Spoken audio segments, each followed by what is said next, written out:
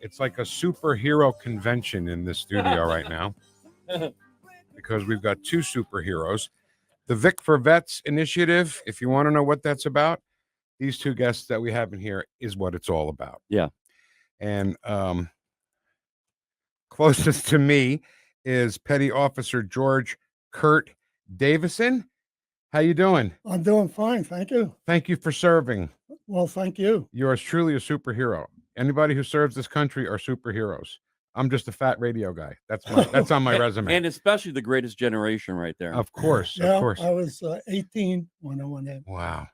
And that was in 1943? Yes. And Corporal Tom Lacey is with us as well. Tom, thank you for serving. You're very welcome. When did you join the Army? When did you join the Army? In 1943, Okay. summer of 43, right out of high school. Yeah. So it was only 2 years after Joe DiMaggio hit his 56-game hitting streak, right? And you know, some of the Major League Baseball players we never talk about served in the Army. Ted Williams, right? He served three years in World War II, and then another 2 or 3 years in Korea. I don't know. You guys are just amazing. So, Kurt, you were in the Navy, Right.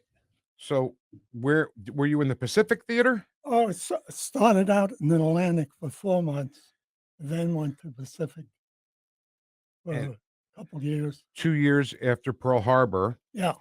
and the country was behind you 100%, right? Right. And there's a It little was difference now than then, right? big difference. Yeah, tell us about the difference. Well, it was, we were attacked, so it was the thing to do. Yeah, well, it was the right thing to do. And Tom, you were in the Army also in 1943. My dad, by the way, joined the Army at 17 in 1944. He was involved in the D-Day invasion and all that. He died like 20 years ago, but you know, he's one of my heroes too, like you guys are. So where were you? I was in Europe, European theater? yeah, Okay. and we landed at Le Havre, walked out of the LST, and from then on just straight east Yeah. until we hit the Germans. So you guys were just kids, right? You were 18, 19 years old. Were you scared to be that far from home in a foxhole? I wouldn't say scared. When you're that young, Right. When you're 18, You know, you're the- never scared. I love that. I love that. The life's just an adventure. Yeah.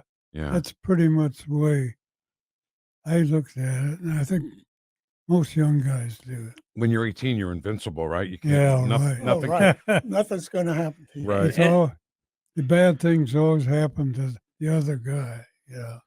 So, Tom, if you can go back to the moment that you decided to go into the armed service to serve for your country, what was that feeling like? What were you thinking at that moment? Well, at that time, most guys wanted to get in, and I did too. Yeah, read the newspapers, and you want to get into it. It's crazy, but that's the way it was, and I don't remember ever seeing anybody that really didn't want to go. Right. A lot of guys did a lot of crazy things to get in at a young age, you know. So you guys were just waiting to get old enough to enlist, right? Yeah. Right. Mm-hmm. That was it. Mm. Well, the day after I graduated high school, I went down to the naval headquarters and joined because the next day they were going to draft me. Oh, I see. Mm-hmm. And So they you met- wanted to pick where you went. That makes sense. you That's got smart. to pick, right. Yeah. So where did you grow up? Long Island, New York. Ah, I'm from New Jersey. Is Hey, that right? how you doing? How about you? Where'd you grow up? Wheaton, Oh, Illinois. that's closer, a lot closer here. Yeah. So where was the naval place, the enlistment place where you signed up? It was down on Church Street in Manhattan. Okay. And they asked how old you were. Were you truly old enough? Yeah, I was old enough. Because my father lied. He said he was 18 and he was 17. Yeah. Mhm. Guys do that. How about you, Tom? When you signed up, did they ask how old you were, all that stuff? You ever been convicted of crime or anything like that? Oh, yeah. But I came from a good town and good high school, very good. And when you Yeah. went, did they come out to see you off? Did the town come out to see you off? Oh, no. What the hell? No. No. Did they, Everybody was going in. did they have a parade for you when you came back? No. What the hell is going Yeah. on, Wheaton, Illinois? Hey, George. So you were you were an electrician, right? Right. Okay, and so you got into it, and they said, "Hey, do you know how to do electricity?" And then you started working in the service in electricity. Well, you went to boot camp Ugh. and they had aptitude tests, and they said I should be in engineering or something. Wow. Well, when I went to high school, I didn't think. Right. It's okay. Nobody But does it though. showed up. Worked out.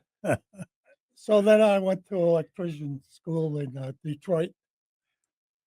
Then I was signed to USS Rotorua, a destroyer escort built in the Philadelphia Navy Yard. Wow. And it was a new model turbo electric. And I was an electrician that did work on motors and stuff, but my main job was like a pilot on a plane. Wow. I piloted the ship. That's great. It was a great ship because we hunted submarines, protected troop ships. Wow.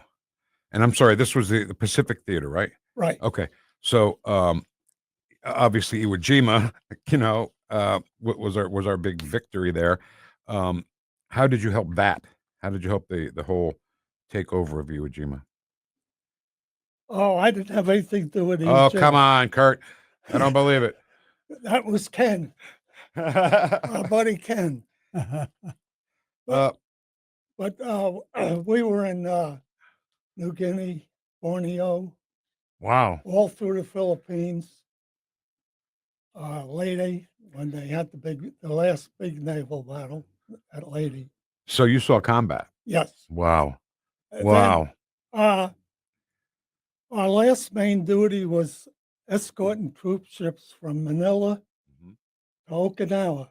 They were Wow. bringing all the troops up there to invade Japan. Yeah. Then they dropped the bomb. Yeah. But we went back to Lincoln Gulf, and that's when the kamikaze planes came in. Yeah. Tom, how about you? Did you see what am I trying to say? Were you in battle? Oh, yeah.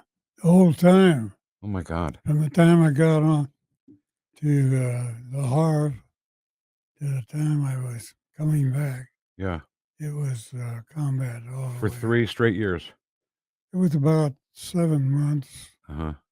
It's a relatively short time, but we saw 3 battles. In fact, it turned into 4 later Mm. when the Cologne plain, I think they found out, they realized that was an actual battle, and they added that on. But things never got very quiet. We were, you might say, under fire all the time, Right. but it was a very good division. Of course. Yeah. A very smart General Lauer. He had been in that same area, believe it or not, Mhm. in World War One. Oh my God. So he came back home, more or less. Oh my God. Wow. So take us back to December 16th, 1944, when you were awoken by heavy barrage at the start of the Battle of the Bulge. Right? Tell me about that. Oh boy. Well,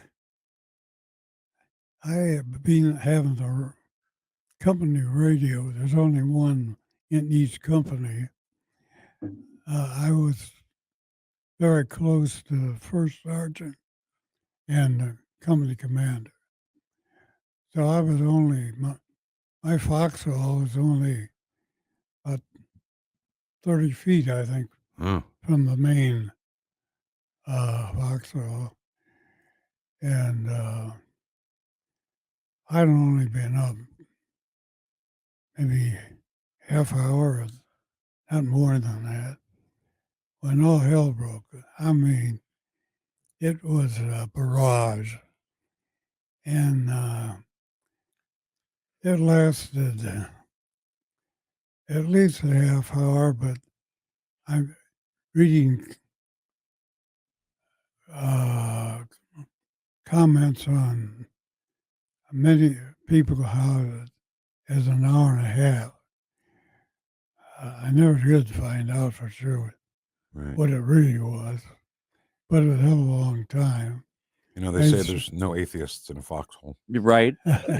Right. I'm sure you guys can attest to that. Tom, Vic mentioned in Battle of Bulge. You know, we've always read about it and heard about it from a 35,000 foot view. But being there, weather conditions, for example, can you tell us a little bit about that? The moments you're there and the weather Yeah. conditions that happen. Well, the weather was about 33 degrees. How about that? It Vic? stayed Unbelievable. just cold enough to give the main troops trench foot. Yeah. That was our biggest problem. It was terrible. We were sending people back every day with trench foot. And I had a friend from Florida. He was, I thought, overaged, really. But he had pleurisy, and he had to have heat. Well, That's bad, pleurisy. that's bad. The only thing is, he knew how to fix it, and he was good at it. He could make a fire out of steel. I never saw a guy. You get resourceful when you have to, right? He always had a fire going as a foxhole, Man. but he was an unusual guy. So He went back one time for aspirin or something, and he said, you know, when he came back, he said, you know, I was getting aspirin, and this guy comes in with the most beautiful case of trench foot you ever saw. oh boy. Holy cow. Because that was a sure. That's so funny. Aspirin was Sure. all there was back then. There's no Tylenol or Right. ibuprofen. Aspirin was it. Hey, Kurt, you were in the Navy. My dad was in the Navy, by the way. Right. He was in the Korean War. You were a part of a destroyer, Rudderau, A destroyer escort. and you guys hunted subs, right? Subs. We That's so cool. protect the troop ships. I love that. Was our main duty. You know what? You guys are just amazing. We have this thing. My name's Vic. We've met, right? My name's Vic. Right, Vic? And we have this initiative that we call Vic for Vets.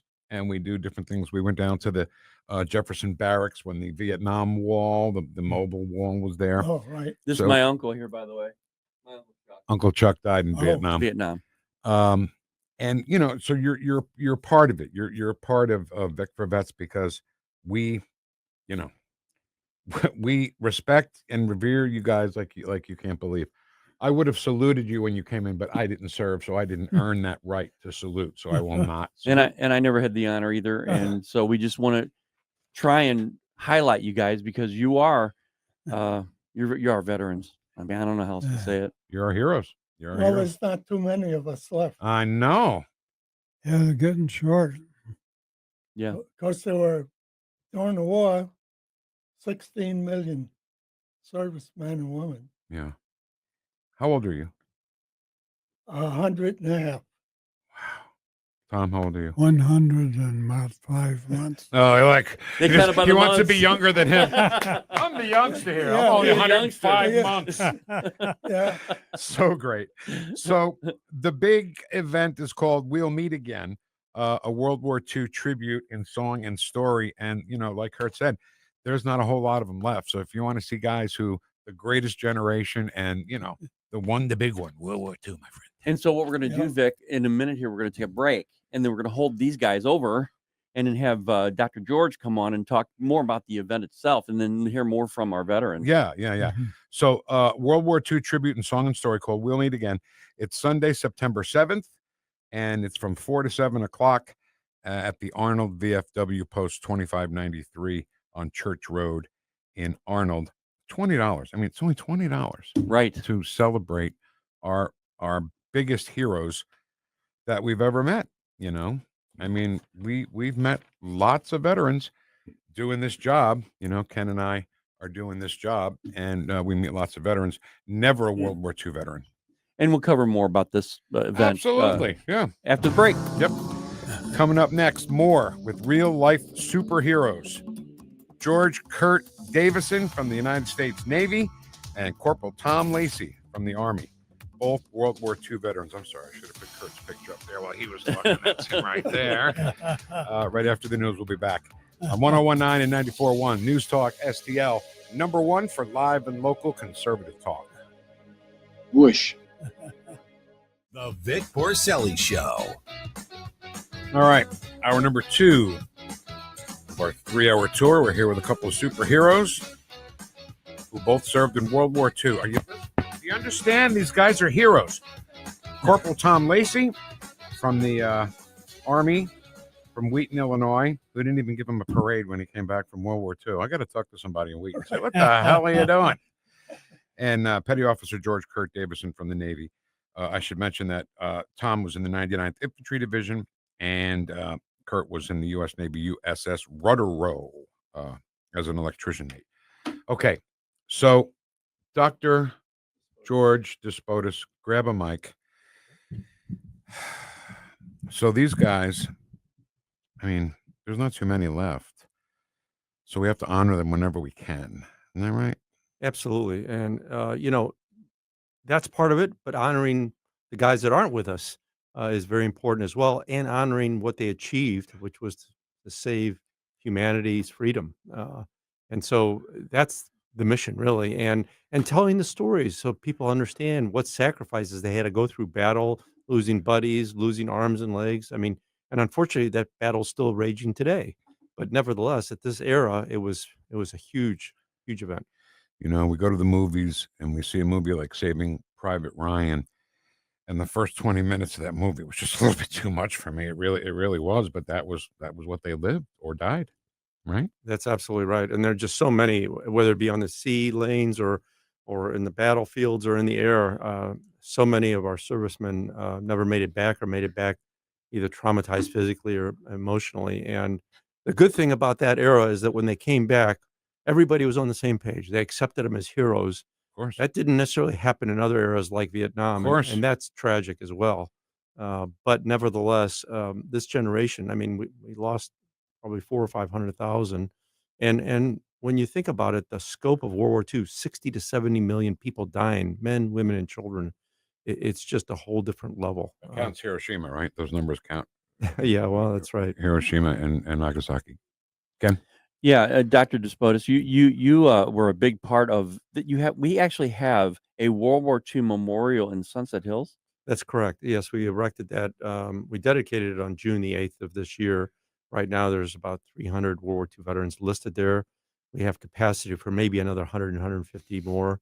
So we are taking names, and there are things that we want to do with that memorial. We want to improve the seat wall so people can sit adequately. We want to be able to add those names. We want to actually set up a website so that any person coming over or a young person reads a name, and then they can go to the website and get their story, understand where they served, see their pictures. And in some cases, we've got 2 books that I published, 120 local vets, Victory Through Valor, and then Rangers Led the Way at Fort Benning, 22 Rangers. And those, we have interviews on those guys. So the website would actually show you the interview and help you understand their stories and what they experienced. So education is a key component of this initiative. It is. Time goes on, right? That's how it works. And when you're that far from history, you don't really know the history as you would if you were living it while it was happening, right? That's correct. I mean, everybody got involved. Hollywood got involved, right? Warner Brothers cartoons made, morale building cartoons for the people. And the no TV at the time, right? So you went to the movies and you saw a Bugs Bunny cartoon and then a newsreel, right? Our boys in France, that kind of thing.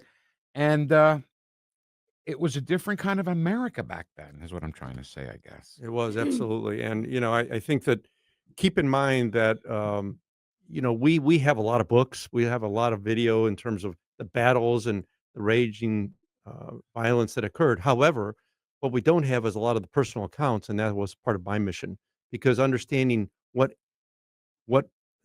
a given veteran saw through his eyes, their experiences. If you look at, like you said, Saving Private Ryan, that beachhead was, hundreds of yards, but everybody had a different view. Everybody had a different experience, and capturing that and memorializing that for future generations is very important. And I think Tom, yeah. There's a period right after World War II. It was just fantastic. And most people, I don't think, remember that.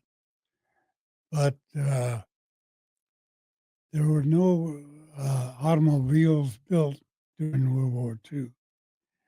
So as a result, you pick people up, anybody. They were all friends. Right. Just, You could trust them. Absolutely.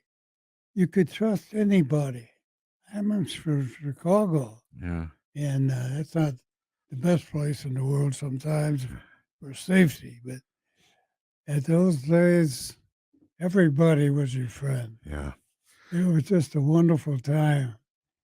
And we used to, every Friday night, we'd go out to a local bar and grill and wait for guys to get out. They're coming in just about every week. Well, guys are coming back. It was so good, so much fun. Kurt, not a more iconic photo than that sailor in Times Square grabbing the nurse, Oh, right. kissing her at the end of the war, right? Right. Yeah, That was the kind of a spirit that America had back then. Yeah, that was true. right. Yep. Then I figured the government paid me back because I went to college on a GI Bill. Perfect. Yeah. Exactly. 4 years. I did the same. My dad too. Yeah. I never would have gone if it wasn't for that. Right. Right. Well, like I said, it was a different time, Ken. It Yeah. wasn't the America we know now. Okay, this is weird. And this is something I wanted to say. You touched on just for a second. If we forget the past, we're bound to repeat it. And that was the horror of the Nazis back then.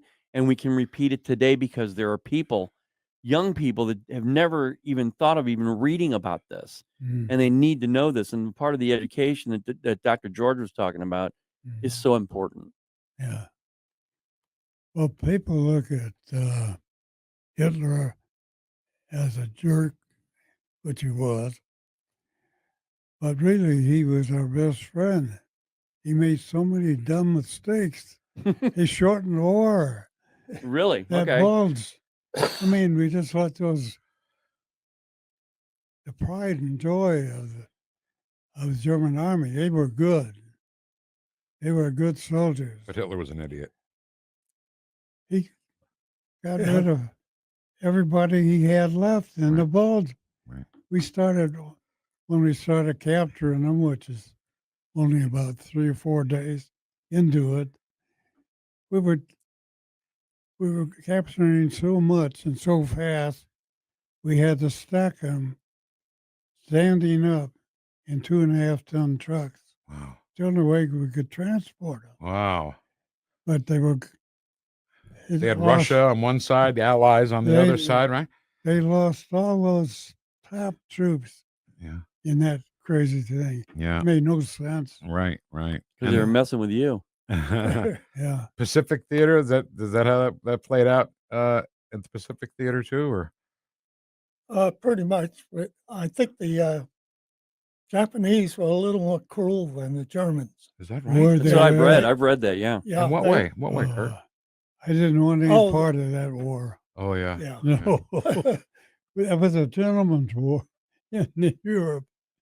By comparison, oh gee. Yeah, I mean, look what they did to those battalion soldiers. Yeah. Half of them died from marches. Yeah. You said they were cruel, and that really explains it. They were, except Yeah, the Japanese soldiers I'm talking about. right. They're trained that way. Yep. Yeah. Yeah. Dr. I George. comment on that. I Yeah. think part of it is what they call the samurai spirit. The samurai were the protectors. However, their motto was never to be captured. If you would better kill yourself before you get captured. And they did, right? And so when the GIs didn't have that initiative, then they tortured them because they weren't following the samurai spirit. The GIs didn't know about the samurai spirit, so right. Okay. they didn't know anything about that. Yeah. It was a crazy time, you know, and I'm just if I'm a history buff, I don't know if I'm giving myself too much credit for saying I'm a history buff, but I love to watch history, and in all different ways, especially in entertainment. Like, you know, Abbott and Costello had Buck Bribetts, right? They were in the army, then Abbott Costello in the Navy. You know, everybody really did their best to let you guys know that we were thinking about you, Tom. Yeah. Yeah. Yeah. So, Vic Best has something to say. oh, I was going to get there. Thank Oh, were you? Ken. Yes. Guys, I'm known as the Thunder Stealer. Ken, Thunder Stealer. If I'm going to say something, he'll say it first. He's a thunder stealer. So go ahead. Tell us all about the event. Well, first of all, thank you so much, Nope. Vic and Ken, Nope. for having us here. I'm so honored to be here with our good friends, Tom and Kurt and Dr. George Despotis. It's our honor, by the way. It is. We thank you for bringing them in. So, yeah, we have this great event coming up this Sunday, and in commemoration of the 80th anniversary of the end of World War II, we have VJ Day, and more importantly, to honor our vets, like George said earlier, not only the ones who perished, sacrificed for us, but for our freedom, but of the 5 wonderful World War II vets that will be in attendance at this wonderful event. And it's going to be fun. I'm so excited about it. It's been fun planning it. We're going to have an all-American fried chicken dinner catered by Porter's Chicken. And there's going to be a presentation, a talk. Dr. George and Lieutenant General Gary Huey will be our MC and a speaker as well. He's got this great booming voice. And then we're going to have a wonderful musical tribute show that will highlight songs from the 1940s. Glenn Miller, Andrew Sisters, right? Yes, Yeah, yes, yeah. all those kinds of songs. And we'll have a 50-50 raffle. So bring your dollars, your cash. There'll be a cash bar, although the tickets include the meal and soft drinks. And Can I just say something real yes, quick? sir. Come ready to spend money. You know? Yeah, I want you to spend money. Yeah. Yeah. Listen, here's the thing. We made my husband and I, my husband, Dr. Sean Fitzmaurice, who we wanted to put on a program that would bring many people. So we kept the prices really low, and we had like what do they call it, a break-even point. We knew that we had to get to a certain point of ticket sales, and boy, we're way beyond our goal. We're at 220 people right now. Wow. But if you want to come to this wonderful event, you have to really call me today. And I'm going to give you my phone number. Write it down. 314-602-5406. You could text me or call me, but we will not be accepting anybody at the door because I have to order the catering tomorrow. So That makes a lot of sense. yes, but anyway. You know, the 1940s were Dr. George, I may need you for some of this. The 1940s were just such a great decade. You know, we won the war, music, baseball. You know, it was just such a great decade, and the music. You know, Glenn Miller, and Glenn Miller, by the way, In the Mood. You know the song In the Mood? Yeah, oh yeah. He went on a mission, a sortie, because he was in the Air Force, I guess, and he never came back. They never. I don't think they found him. No, never did. Give him that mic, would you? There we go. No, they never did find him, and he was one of my favorites. Glenn Miller. My mom and my dad too. Sure. Yeah. My mom used to cut school to go watch Frank Sinatra sing at the Paramount Theater in Newark, New Jersey. Well, I was at the Paramount Theater in Manhattan the first time Sinatra was on stage. Yeah. And they hired all these teenage girls to be there and screaming. Oh yeah. Yeah. I wasn't real. I was all fake. No. Oh, Frankie.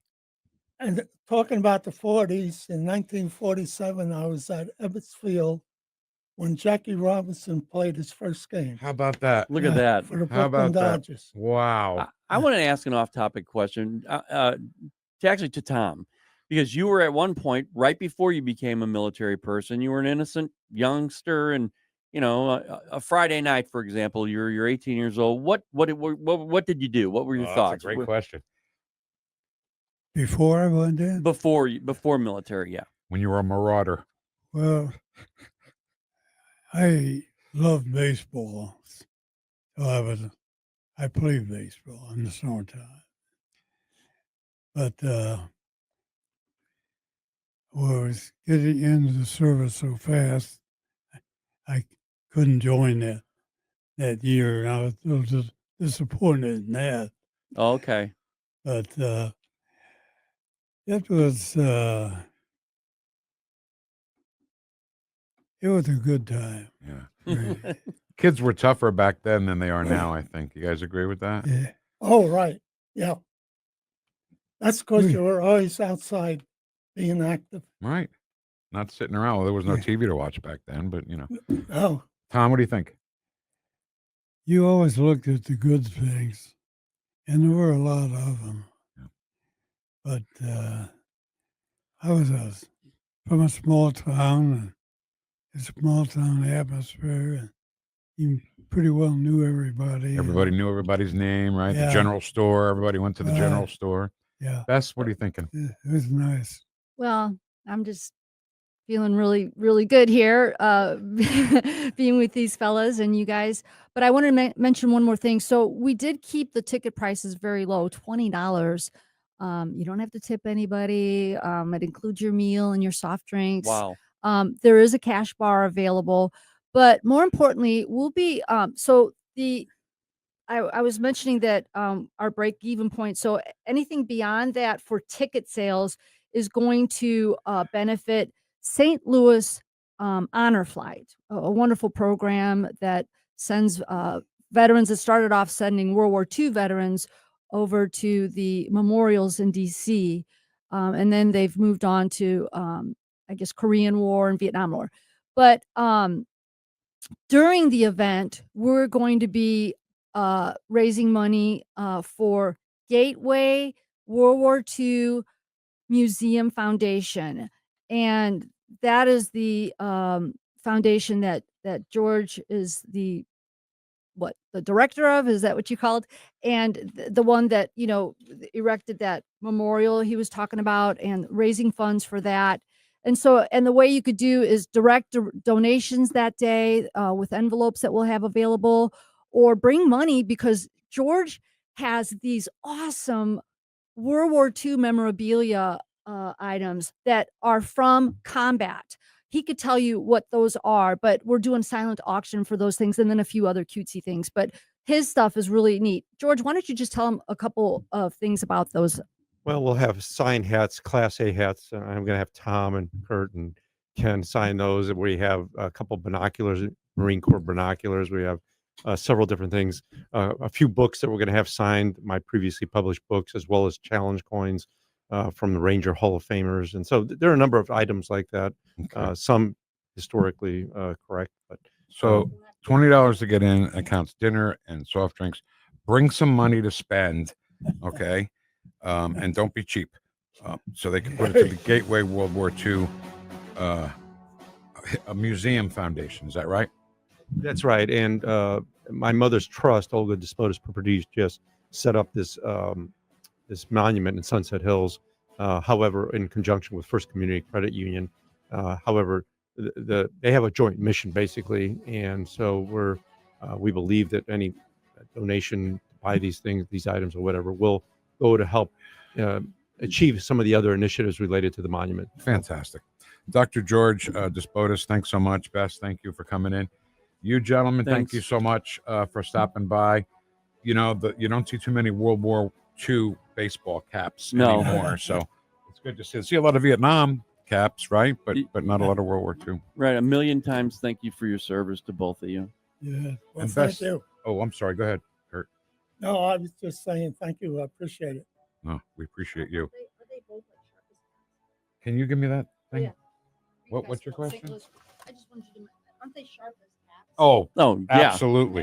And that's from the big. And the St. Nicholas Greek Orthodox Church Greek Festival's happening now? It happened this week. Ah, I missed it. Damn it. Pastries that the women and some men baked up for you. All right.